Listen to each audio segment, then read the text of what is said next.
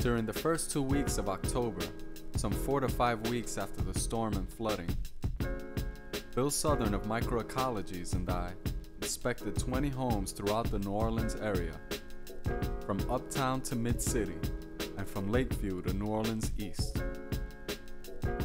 What we and our colleagues from the National Center for Healthy Housing, Enterprise Community Partners, and other volunteer groups saw, as you'll see in this film, is a mold growth problem of unprecedented proportions. Hi, my name is Ray Lopez, the Environmental Program Manager at the Little Sisters of the Assumption Family Health Service in New York City. I am here on a community service mission to educate residents affected by the hurricanes of 2005 who are returning to their devastated homes and communities. This film is an attempt to communicate vital information to the people of the New Orleans area and throughout the region who are undoubtedly overwhelmed about how to pick up the pieces. We will cover steps that you can take to make sure that you will remain healthy and informed about how to proceed in your recovery. What do New Orleans and Gulf Coast residents need to know about mold? First, let's talk about health effects. People are exposed to mold primarily by inhaling the invisible-sized mold spores that are suspended in the air they are breathing. We know, based on limited testing, that in New Orleans houses with severe mold problems, mold levels are over 1 million spores per cubic meter of air, or more than 100 times the levels in the outdoor air. When people with mold allergies breathe air that contains these high mold levels, they are likely to suffer from allergy symptoms such as stuffy nose, sinus problems, and shortness of breath, or worse, they may suffer an asthma attack. We also know that one of the molds growing in many of these homes is Aspergillus niger, which may cause lung infections in people with weakened immune system. Our testing also determined that the mold growth in these homes is predominated by species that produce toxins, such as the notorious Stachybotrys. Toxic health effects occur from high-dose exposures, such as the exposures that may occur when workers or residents perform mold cleanup work without wearing proper respiratory protection.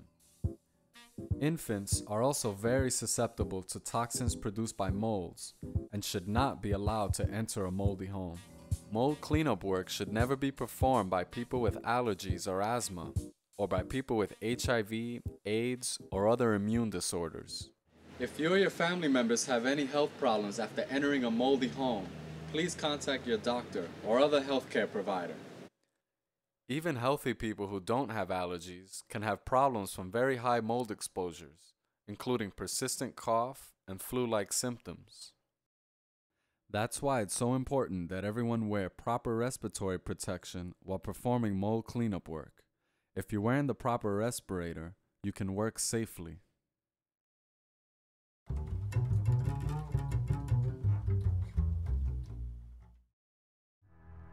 For inspections and retrieving salvageable possessions, use a N95 dust mask and gloves, and limit your time spent in severely molded homes to 15-minute excursions. Also, try to minimize dust release. For removing moldy items, use a half-face air-purifying respirator that has a HEPA filter cartridge on each side, in stock at hardware stores for about $30, plus goggles and gloves.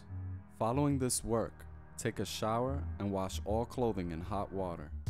For mold removal, workers should use a full-face respirator, gloves, and disposable coveralls. Make sure your respirator is properly fitted by covering the cartridges and attempting to inhale. If no air enters the respirator, then it is properly fitted. Men with beards need to shave to achieve a proper fit. Many residents asked us, when can I safely reoccupy my home? Any home that was flooded should not be reoccupied until all the mold is safely removed. However, if you're in a situation where you have a 2-story home and nowhere else to stay, you can prevent mold from traveling up your living space on the 2nd floor by using plastic sheeting and duct tape to construct a barrier at the top of the staircase. Then, place an exhaust fan into a first floor window to keep the air flowing from the second floor into the first floor. Exercise good judgment. Don't place your exhaust fan in a window that is too close to your neighbor's window.